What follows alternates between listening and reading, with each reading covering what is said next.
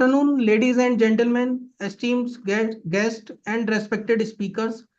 It is my honor to welcome you to today's knowledge session on global trends and opportunity in franchising, hosted by ISFA in collaboration with the Indonesia Franchise Association.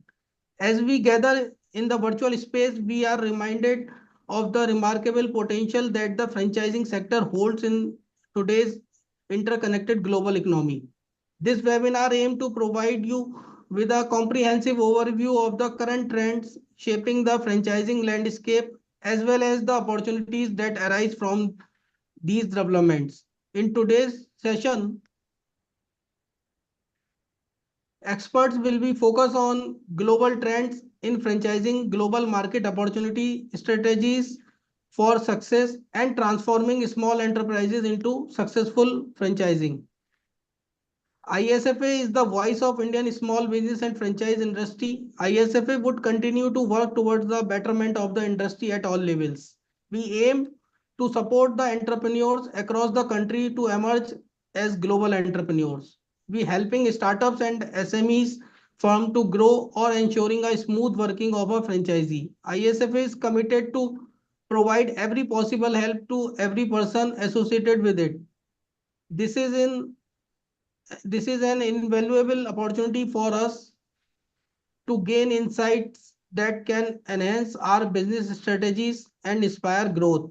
We invite you to engage fully, share your thoughts, and connect with fellow participants as we dig into these important topics. Thank you for being here today. Let us embark on this enlightening journey together. Now, without any further delay, I would like to introduce our today's special guest speaker with you.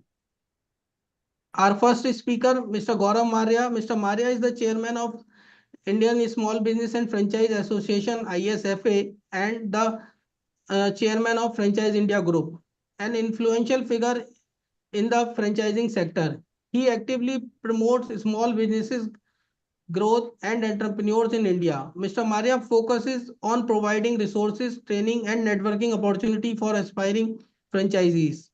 Through Friend Global India, he encourages international collaboration for Indian franchisees. His dedication to policy advocacy and business development has significantly shaped the franchisee landscape, empowering small and medium enterprises nationwide. Our next speaker is Mr. Utomo Joto. He serves as a senior member and franchise expert at the Indonesia Franchise Association, where he leverages over 15 years of experience in the franchising sector. He specializes in guiding business through franchising development, operational strategies, and market positioning. Known for his in-depth knowledge of the Indonesia market, he actively promotes best practices and innovative solutions within the franchising community.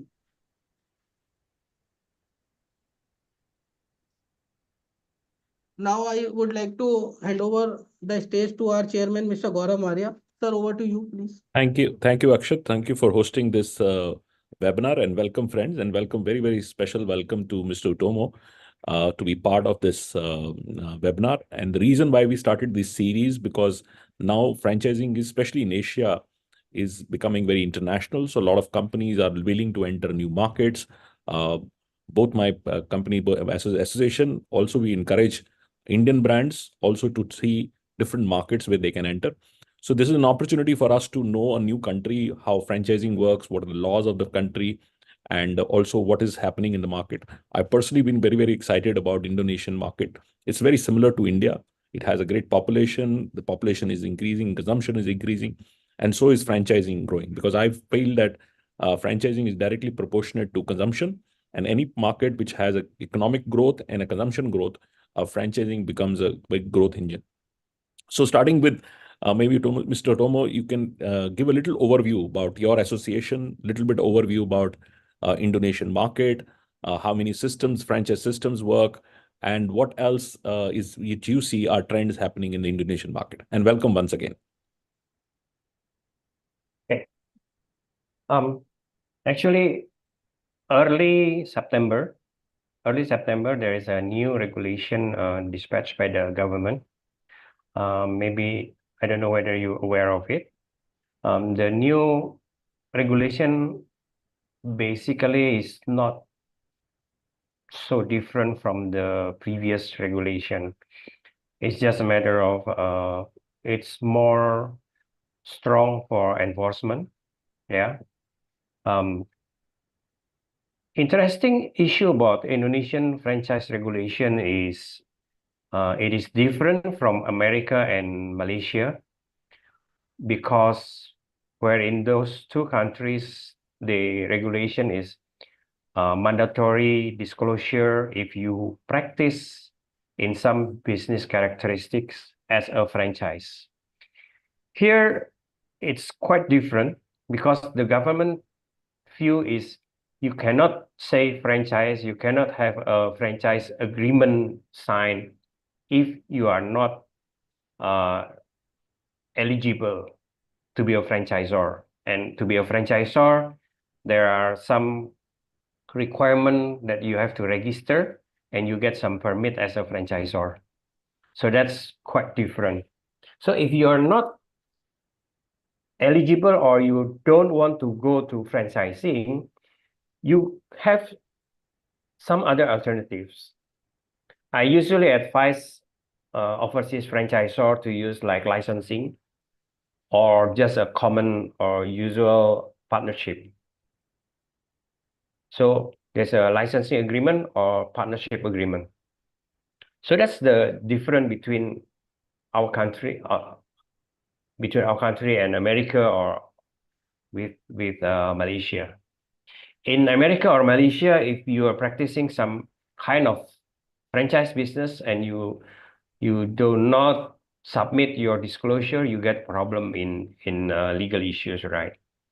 Here, you have some legal issues if you make your agreement as a franchise agreement, but you did not register as a franchisor here. So that's the difference. Yeah, that's very, very important and very big point for our audience. I should tell that the few countries in the world which have a regulation or defined laws for franchising, America obviously has UFOC, which is Universal Franchise Offering Document. And similar was adapted in Australia. There is a special guidelines in Malaysia. There's also a guideline now in Saudi Arabia and a couple of other countries all. Countries like India, UK, and other countries, we still run a British contract law. And we don't have any specialized regulation. In one sense, regulation helps, and sometimes it also restricts franchising to grow because there are a lot of compliances which would come in. So my question to you is that with this regulation, let's stick to two big questions which come out of this piece. One question is, what would be the case if an international company, say a company out of Singapore or India or Thailand, wants to enter Indonesia, because a lot of companies have a lot of interest to enter Indonesia? They have to also register, or a foreign company doesn't have to register? They have to register. So as a foreign company, you also... Yes. So you have to prepare your prospectus in English and in Bahasa. And then you have to get some recommendation, or not recommendation, I say like consent letter or to prove that you are really in the business. Because sometimes people only have brand, but they don't run the business, and then they try to sell it to Indonesia. Sure. So it's similar guidelines you is have now to get some. Yeah. Very, very similar guidelines that's now Saudi Arabia has put. So you have to be, they validate that you are a internationally successfully running business before you enter a particular market. And like in China, they don't really push you to operate yourself for a year before they can start sub-franchising. But you can start sub-franchising from the day one. But in China, it's very complex because you have to run for a year before you sub-franchise. So that's a good thing to know. My second question is, sorry, in Indonesia, you should have run your business minimum 3 years, and you have to submit 2 years of financial statement that prove that your business is profit. And this is for foreign company also, Yes. but they don't have to run in Indonesia. That's what you're saying. Sorry. They can be running in Thailand. If a Thailand company is there, so if they have successful operations for 3 years, they don't have to do again the operations in Indonesia. They can show their operations of Thailand. Yes. As a franchisor, as a foreign franchisor, you have to prove your business in your country For three continuous years, and you have been should be profitable. That's a very good to know, and especially we are advising a lot of companies out of Asian markets which are preferring to be now in Indonesia, and they are all looking to do that. So once you register with the franchise, and you are authorized to sub-franchise, what kind of contract you follow? Is there a special guideline which you need to follow with your potential franchisee, or it is very similar to the contract law? There is a guideline for a franchise agreement, but as a master franchise, if you sign a master franchise here, the master franchisee must also wait for another 3 years. If you want to use a franchise in a legal way. Okay, that's very helpful. That's helpful. Now let's go to the second topic, which I think moving from legal to financing. Financing has been a very big challenge in developing countries for franchise financing. What is the support you can get when you run sub-franchise in Indonesia? Do banks support you in franchise financing? In this case, it's quite hard to get financing from a bank, especially because the franchise business very dependent to the person as a franchisee who operate the business and the location they choose, right?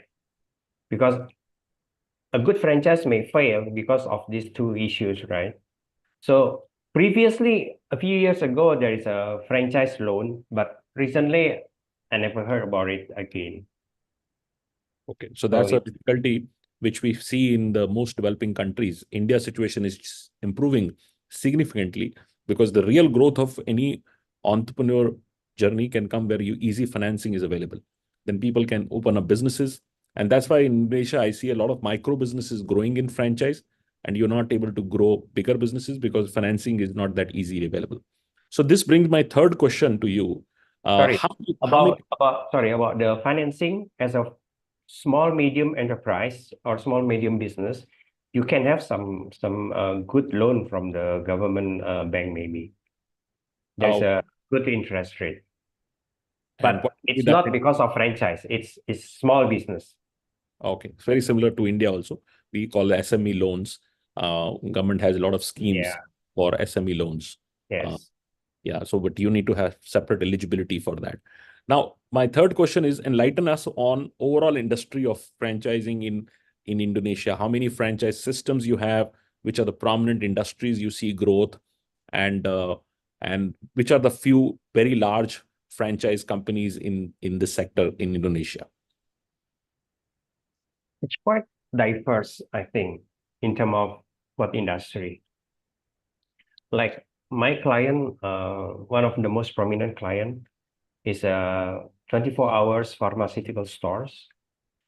So they started 2002 and they started franchising 2004 or 5. It's 22 years of the company business and maybe 20 or 19 years of franchising. They are now have 700 plus locations across the nation. So this is one of the leading and quite sustainable business here. That's the other one, that's a good growth. Some other is I could say like F&B is one of the most industry that have so many brands here, and there's also we are not only franchising actually, so we have some model of cooperations, partnerships. So There's some using like revenue sharing, passive investor, and kind of rental revenue sharing, so that the business is still the brand owner's business, and investor only gets some percentage from the revenue or from the profit. Oh, so this company is still run by the company, but they give a revenue share to the Yes. franchisee. So Yes. which in our term we call the franchisee-owned, company-operated kind of a model where you invest into a business, but company runs and operates, give you a revenue share. Yes, the OCO, right? Yes, yes. Yeah. So this brings another question, which is about why we want to do these bilateral discussions, because we have a very large interest, and both on the capacity of as chairman of association and also my capacity of chairman of FRAN Global Franchise India. I have a big interest to globalize a lot of brands to go to different markets, and I identify Indonesia as a key market because it's very similar in structure. So my question is on the international franchising. So give us two answers in terms of what is being done when you want to take Indonesian brands to the world, and are these brands are ready to go, and which are the key markets where you're looking at? And second is, do you also see a big opportunity for bringing a lot of other brands from European or US or even from Asian market to Indonesia? Because Indonesia is a large population and a huge consumption story. So what is happening on the international side and then how your association is helping it?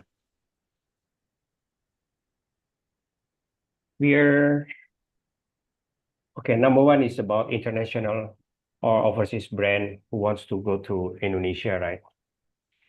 So in terms of this, I think the challenges is how you tailor your financial projection to what is going on in Indonesia. Let's say some business in Singapore may have twice or three times revenue from here operation in Indonesia.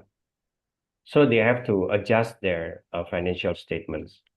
And one of our lawyer friend always remind us that the model agreement they have in their origin country have to be tailored also in Indonesia. And especially in this franchise regulation, you have to use Indonesian language as your language of agreement. So that's from the overseas come to Indonesia. Some countries maybe have some gathering with franchise association, maybe to meet or business matching for that. And franchise association, Indonesia Franchise Association has there's some franchise expo here. The one that you are visiting is from another association, actually. So the Indonesia Franchise Association will be endorsing the franchise show in November. That's right. I'm also speaker there. Oh, okay. Yeah. Yeah. So we obviously I wanted to come this time also, and I'm also as an association chair as a speaker for the show you are endorsing on 6th to 8th of November. Okay, interesting. Yeah. So how about the local to go overseas? Our government have some participation fee for expo, but all the accommodation, of course, will be borne by the businessman or by the franchisor. They also have some kind of training for franchise to be firm, to be proper before going overseas. I think our government helps only about that.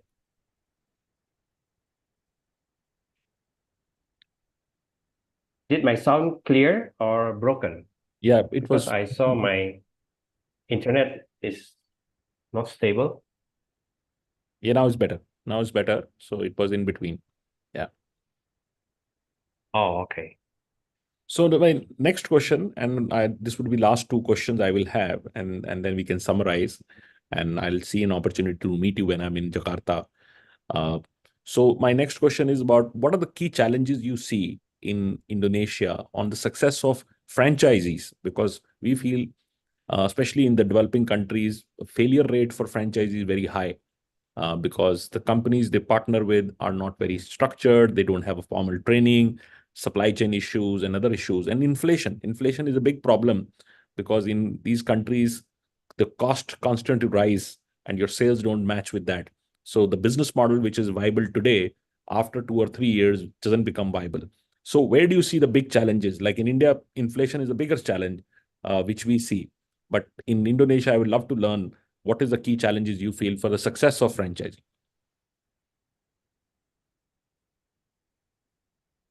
Okay.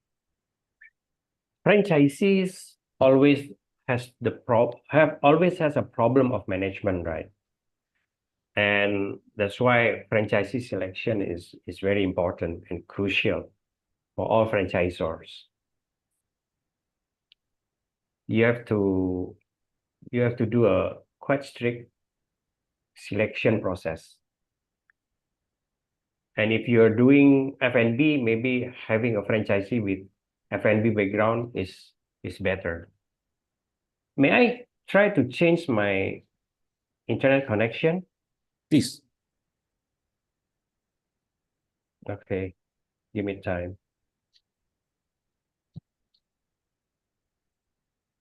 I have 2 internet connection. Hopefully the other one is better.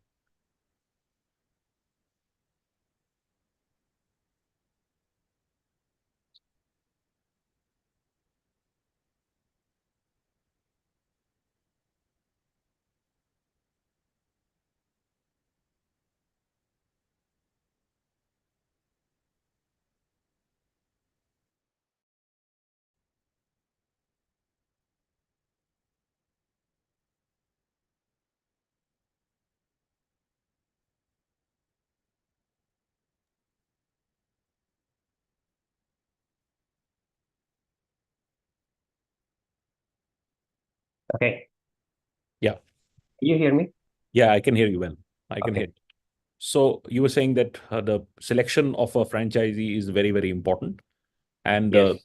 is it also advised that when you look at, because we are advising a lot of companies out of Southeast Asia to enter Indonesia, and is it advised to have one partner for the entire market of Indonesia, or you feel that it is better to split the country into a few provinces and run on that? Like in India is a very large country, so we normally advise not to give one master franchise unless and until the company has a large capability. So what is your advice on that? If we have to advise any company to enter Indonesia, is it better to have one large partner? Having one large partner, of course, it's going to be a better one, but it's more difficult, right? So it's better if you have some potential and you find it looks like competent, then you can give a try for single unit or one city first, and you see whether they are capable enough to have the franchise all over the country. So it's a like 1 year or 2 years trial period to see. So more right, like a first right of refusal. If they are not able, if they're able to do well, they can Yes. have first right of refusal. Yes, we've Yes. actually advising one Singapore company which has just done the same way, and in last year and a half, it's been very successful operation, much successful than they had in Singapore itself. Rather, the Indonesian model has become very big. And is called Joe and the Dough, and it's a Singaporean company, and has done extremely well in that market, and we are now advising them to enter a lot of other markets. So it brings Yeah. it to me the last question, as we're running out of time, in terms of what should be the lead time and how you assist, your association would assist. Say we have a lot of clients who are now looking to explore Indonesian market. Is your association would assist in some kind of a delegation sport where we bring in a delegation to Indonesia, where your association can introduce them to potential partners, or it is done by independent consultants? How is the best process for an international company when they're looking to enter Indonesia? It's best to work through the association or work with independent consultants. Okay, actually, the franchise association is not doing consulting, but the members are franchisors and consultants. So of course, most probably with individual consultants, but you can check with the association later on as a body, because this is my personal opinion actually. And which are the countries which Indonesian companies would say are their first and immediate markets where they would have overlap of culture, overlap of the brands and everything. So which are the immediate markets for Indonesian companies to look when they look at international? I think ASEAN will be the first priority, but for some franchisors, maybe Malaysia regulation also. So if you are asking about the culture, then Malaysia should be the most the closest country for us. I think so. And I think also for Malaysians companies also, they have always the highest interest in Indonesia because a lot of commonalities and a lot of cultural food habits. Even food companies need halal certification, which is very similar compliances which they need to do. So I feel that it has a very strong overlap as markets. And we see a lot of Malaysian companies entering Indonesia and vice versa. And I have a fortune that because I run in 12 countries, so we know different cultures and structure. While today's discussion was based on my capacity of a chairman at Indian Small Business and Franchise Association. So it was great talking to you, and I will bring in Akshat for giving a thank you note. We really enjoyed understanding your market. And if there is other white papers or any reports the association has done, we'll be happy to take it from your good offices and circulate to our companies, which our members can benefit to know about market. This endeavor we have started to introduce our members a little bit of new market where they can go. And some of the brands we are very keen to bring into that Indonesian market. So over to you, Akshat, for giving your thank you note. Thank you very much, sir, for your valuable insight and the interactive session with Mr. Utomo. But sir, Mr. Utomo is also have a presentation for the participants, and I would like to invite him for giving that presentation. And sir, you can leave the session as you have already had another commitment for today. Thank you. Thank you, Mr. Utomo. I'm very happy to meet you, and hopefully I'll meet you in Jakarta. I'll communicate through WhatsApp to you and see you soon, and we'll see how we can collaborate much more closely. Thank you very much. And you Thank can you very much, contact sir, for your my time. WhatsApp number also. Yeah, thank you. Thank you. Yeah. Sir, please start your presentation. Okay. I off my camera to have the bandwidth. No, you just share your screen.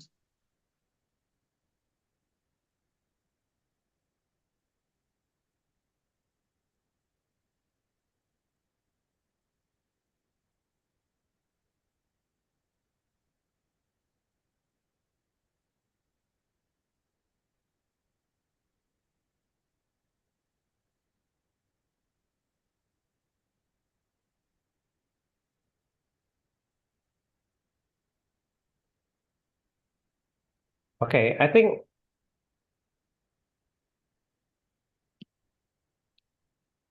a few of my points have been in the discussion with Mr. Gaurav, so I will make it quite fast because the Yes. time is so very tight. Yes, sir. So I will skip some. I think you already know that John Naisbitt already said that marketing is the most successful marketing concept ever. And this is what is interesting in McKinsey and company. They say that smaller business with fractional market shares can maintain growth by offering unique, localized products and services or leveraging digital transformation to remain competitive during the economic downturn. So the most impacted companies in economic downturn is the market leaders actually, because they represent the picture of the macroeconomic. So this is my client, the 24 hours pharmaceutical stores. They started in 20, sorry, this is the 2202. It's not 2020, 2022, 2002, and then prepare franchising 2004, 2005, and then they create the new subcategory to win the top of mind is 24 hours. So it's always 24 hours, never has a non-24 hours store.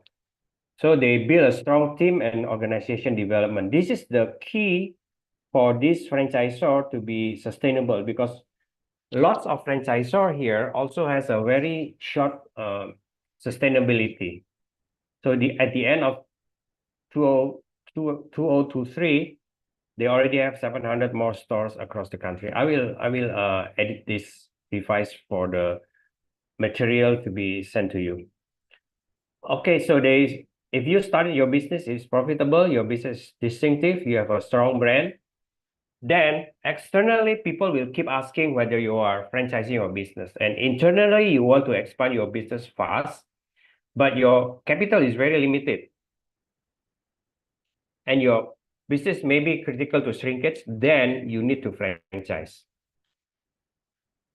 So this is the commitment for the franchising. This is from our consulting firm, FT Consulting. Franchisor must have brand and IP, must have business planning and budgeting, must help in marketing, advertising, and promotion. And franchisor must have a good product and SOP that is proven. They should provide this support. In Indonesia regulation, this is very important because this is very demanded or required by the law. And you also need to do some quality control and assurance to make sure that you have a good standard. And you need to have R&D and innovation to be sustainable. You still have to maintain communication and motivation to your franchisee. And this is one of the most important issues. You must have a business review session, and you should have your franchisee troubleshooting the problem. So like my client, if one of the store is having a very slow growth, they will send the people there. They already have some checklist to know which area to be checked, and then they will find a way out for that. Of course, some of the problem may not be easy to resolve, and some may fail. Some stores may fail, but that's the business risk. And the franchisee, they will commit for the capital risk, they commit for the daily operation, and they commit for the staffing and human resource management. Unfortunately, many franchisees here, they will be very not dedicated or incompetent in recruiting. So they will always ask help from the franchisor.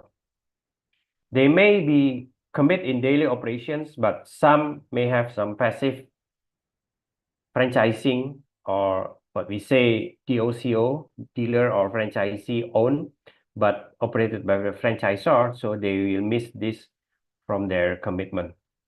So they only have this capital risk. I think you already know this. Managed by the franchisee, DODO, managed by the franchisor, absentee, DOCO, right? We also have some practice here that some franchisor open the store and operate and then sell as a DOCO and use the money to open new stores. So they have some profit. Maybe they open 2, they sell it, they can open 3. That's the way they will run the growth.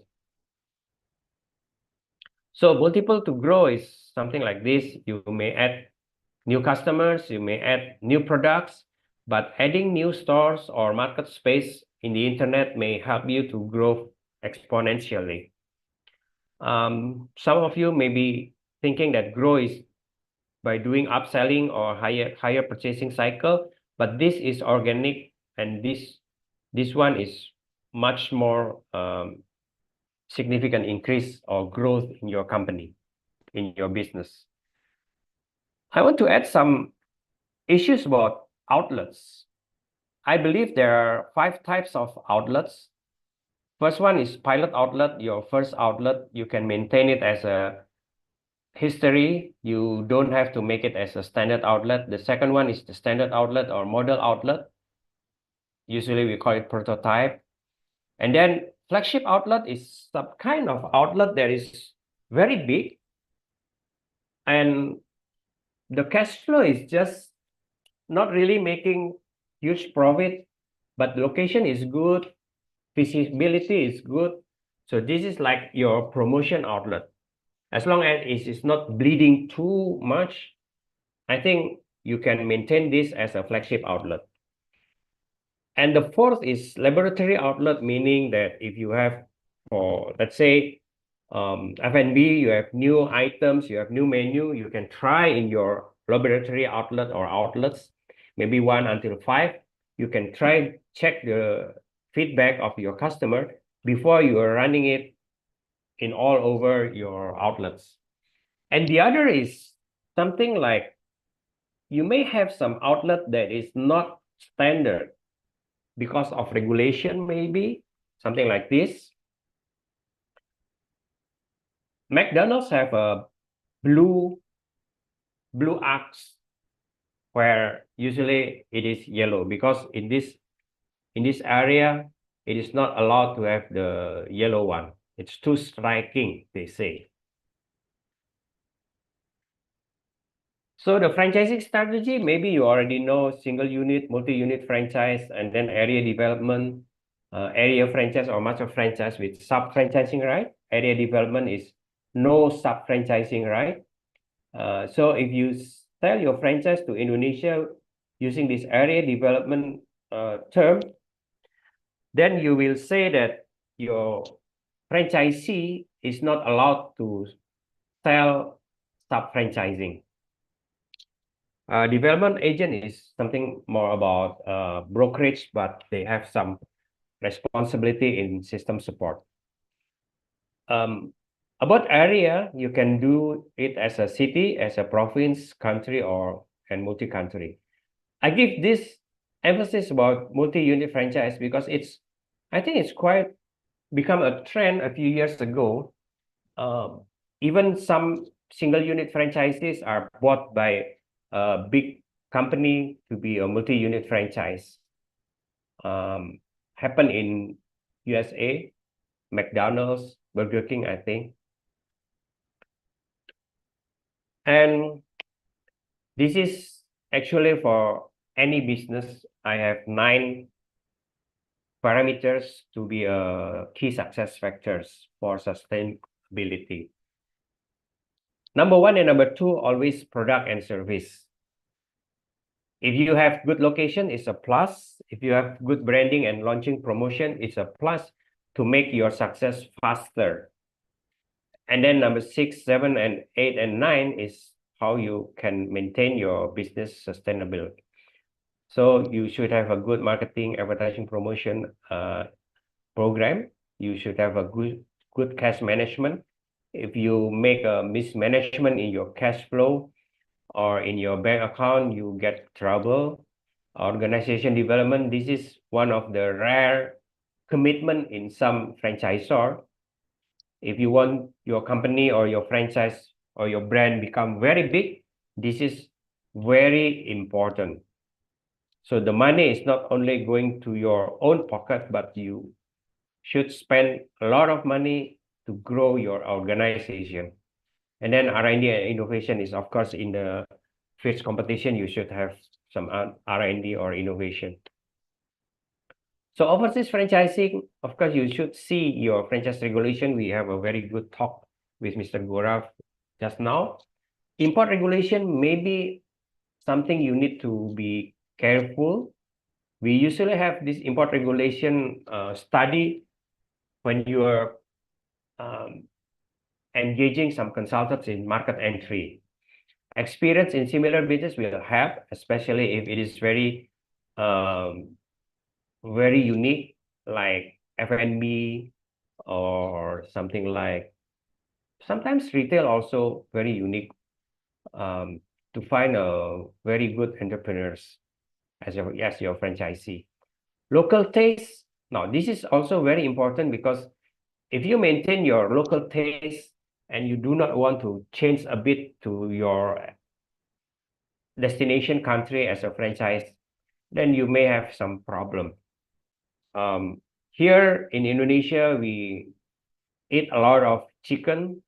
So we have fried chicken even in the McDonald's, even in a Burger King. I don't know in India, do you have fried chicken for these brands? And finally, the decision about single or multi-unit, area development, master franchising, or development agent is something you need to decide. Yeah, as we talked with Mr. Gura. So let me give some quotes to end this presentation. Franchisor sells his or her accumulated experience, not the franchise package. A profitable franchise may fail because of recruiting wrong franchisee profile and wrong location. We talked just now also. Financial projections should be supported by franchisor's historical performance. This is one of the biggest problem here in Indonesia, because some small franchises with lack of experience, sometimes they put some numbers that is a target because of financial simulation, but it's very hard to get the target. Franchisor makes money through the franchisee and not from them. So this is why we take royalty and not really we take something in advance, right? Franchisee store is your brands. This is also quite difficult to apply if you have your distribution center. Sometimes if you're lacking in some items or SKU, how you prioritize, is it your own outlets only, or you try to make it distributed at the same rate among your stores, including your franchisee. Accumulated knowledge and experience of the franchisors is limited. This is sometimes not recognized by your franchisee. They expect franchisors know any problem solving, but as we experienced in the COVID pandemic just a few years ago, we understand that the experience of the franchisors is very limited, right? So after you open your franchise, if you find new problems, that's your franchisors is inexperienced, then both of you must work together. Franchising is a long-term commitment. I should add here, Mr. Guraf, that Indonesia regulation require minimum 5 years of franchise tenure in your franchise agreement. I'm not sure about the new regulation, whether it is omitted or not, but I will give you update after this. I think that's my presentation, quite fast. So sorry, I make it very fast. Thank you very much for your detailed presentation, sir. And we have one question in our chat box. If you can able to check that question and answer that query, it will be really helpful. Okay, there is a question about IoT. Should I answer? Yeah, sure, sir. Okay, IoT is quite common here in terms of self-service laundry. So you can pay using your QR. The machine have the reader, and then you just put your QR, and then the machine will run. So it's not only by coin, but it is it use the e-wallet.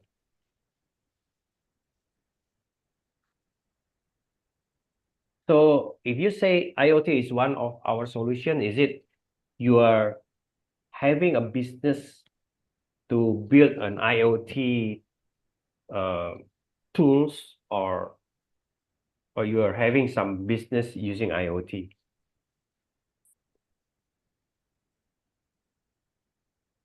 You want to answer in written, or are we allowed them to speak? Sir, actually, he just want to know that he is also looking for the entering into the Indonesian market, and he is also running a play school chain also in India. So is it feasible for them to enter in Indonesia with the same business models, or is there any need of some revised structuring and all? Yeah, the question is, IoT itself, is it a technical firm, or it is just as a support to their business? Are they selling their IoT solution? Okay, technical. Then you're kind of a technical company, right? I think it depends how you can help. If the IoT is about the laundry machine, they already have some general products. But if you have some other IoT kind of solution, as long as the value for money, the difference between applying your IoT with compared to not applying your IoT and how much money they can save, of course you can sell it, right? Is it answering your question? I think it's answer, sir. And if you have any other query, Mr. Mittal, you can mail us and we can connect you with the Indonesia Franchise Association. They will help you. And as we are Okay, on the the end second of the question. session, sir. Okay, the second So question is play school. Play school is kind of kindergarten, is it? yes, Okay, kindergarten. We are ourselves a franchisee of icon schools in. We wish to expand in India. So is it as a franchisee you can sell franchise overseas?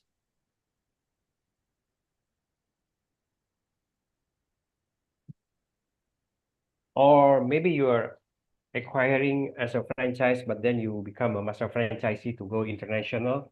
Then of course you can try to sell your franchise. But of course, as we discussed with Mr. Gopher just now, you should have 3 years operating experience, and then you have 2 years, the latest 2 years you are making a profit. And you have to prepare your prospectus to be submitted in registration of your franchise. thank you for your response, sir. And we have one more question in our Q&A box, and it is, why should there be a franchisee fee in a FICO and FOCO model? I am an investor and would be more motivated to leverage if this fee is omitted.